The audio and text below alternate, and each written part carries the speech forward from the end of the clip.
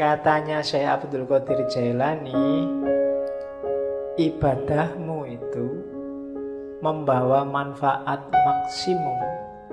Ibadahmu akan sejati apabila bisa memantulkan cahaya ilahi.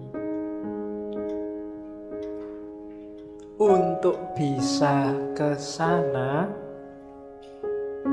hatinya, jiwanya harus bersih. Sholatmu itu akan banyak manfaatnya kalau hatimu jernih, memantulkan mau dan maksudnya sholat yang sejati.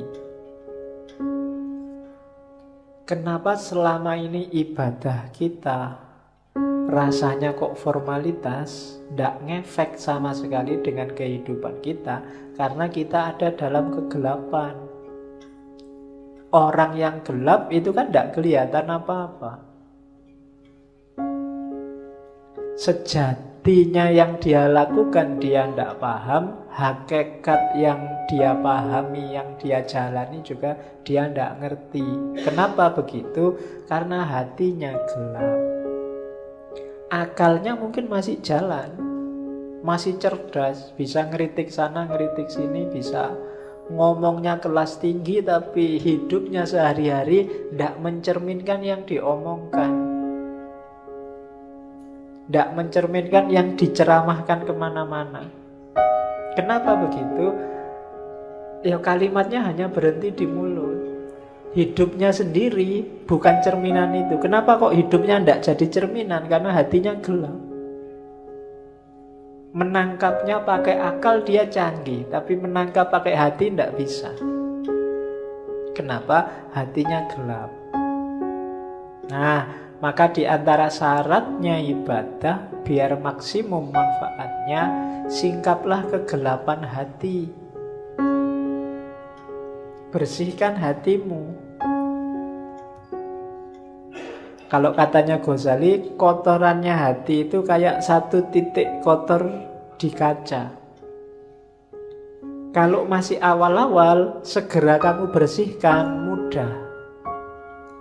Tapi kalau kamu biarkan lama, apalagi terus ditambah kotoran lagi, tambah kotoran lagi, lama-lama gelap dan membersihkannya susah. Akhirnya yang gelap pun kamu anggap terang, karena kamu gak pernah ngerti terang. Jadi yang jelek kelihatannya jadi bagus. Kenapa? Karena belum pernah lihat cahaya yang baik, cahaya kebaikan. Sehingga yang jelek inilah dianggap inilah yang bagus. Kenapa begitu? Karena batinnya sudah gelap. Ya semakin mengerakkan membersihkannya tambah susah. Apalagi sama orang pinter. Orang pinter itu barang salah dia bisa muter-muter jadi benar. Sudah jelas-jelas ada buktinya, kadang-kadang ada CCTV-nya, masih bisa bikin alasan biar benar. Itu jagonya akal. Menunjukkan canggihnya akal, tapi sekaligus menunjukkan gelapnya hati. Hati itu tidak bisa dibohongi. Hati itu kalau salah dia akan bilang salah, kecuali dia sedang gelap. Kalau dia sedang gelap ya dia tidak bisa melihat mana yang sejati. Nah, hati yang gelap itu terhijab oleh amal-amal buruk. Membersihkannya gimana? Ya agak susah memang, tapi katanya Syekh Abdul Qadir Jailani, ayo diupayakan. Yang pertama apa? Cari pengetahuan. Ilmunya harus banyak dulu. Ilmu apa? Ya yang berhubungan dengan pembersihan batin tadi. Cari ilmunya dulu, jangan ngawur. Nanti membersihkan hati pakai paranormal, membersihkan hati pakai apa? Enggak. Pengetahuan dulu, cari ilmunya dulu. Kalau sudah dapat ilmu, diamalkan ilmunya dengan usaha, dengan keberanian. Tidak ada gunanya ilmunya numpuk, ngaji sampai sesi 140 sekian, tapi tidak ada satupun yang diamalkan. Hidupmu tidak naik-naik kualitasnya. Ada pengetahuan, amalkan. Setelah itu, gunakan ilmumu untuk menaklukkan egomu. Tadi, menaklukkan dirimu. Dirimu harus ada di bawah kendali hati yang jernih, yang bercahaya. Akalmu jadikan pendukungnya. Akal ini bisa dibawa ke utara, bisa dibawa ke selatan. Akal ini pasukan yang paling kuat. Kalau kamu pakai mendukung kebaikan, ya dia kuat. Kamu pakai mendukung kejahatan, dia kuat juga. Anggota DPR itu orang pinter-pinter semua.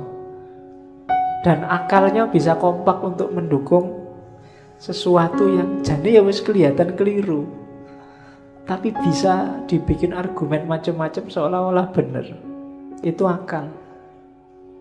Sebentar lagi mungkin perang Korea sama Amerika. Banyak yang tidak setuju perang.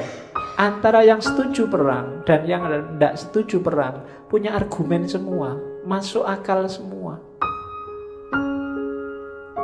Itu akal. Kemarin waktu pilkada Jakarta, yang pro Ahok pakai akalnya juga, yang anti Ahok pakai akalnya juga. Itu akal. Maka akal itu tergantung dia dibawa kemana. Yang bisa menemukan yang sejati itu hati, kolbu. Cuma kolbu yang bisa menangkap cahaya. Karena dia tidak mencari keluar, tapi memantulkan yang di dalam. Hanya saja syaratnya dia harus dalam kondisi jernih. Untuk menjernihkan prosesnya pengetahuan, kemudian diamalkan. Untuk selanjutnya kuasai dirimu biar gak dikuasai oleh egomu.